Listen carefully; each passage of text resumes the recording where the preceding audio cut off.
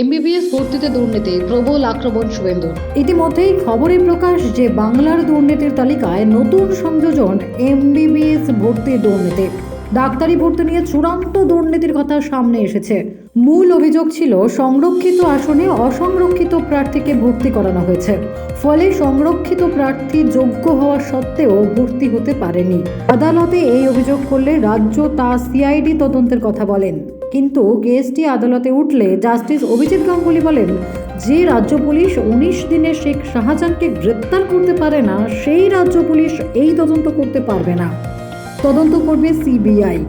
Justice Ganguly এটাও জানান যে তিনি জানেন আবার প্রচুর টাকা খরচ করে তার নির্দেশকে চ্যালেঞ্জ করে ডিভিশন বেঞ্চে যাবে সরকার, আর হয়েছেও তাই। ডিভিশন বেঞ্চ বিচারপতি গাঙ্গুলির ওই নির্দেশ খারিজ করে দেয়।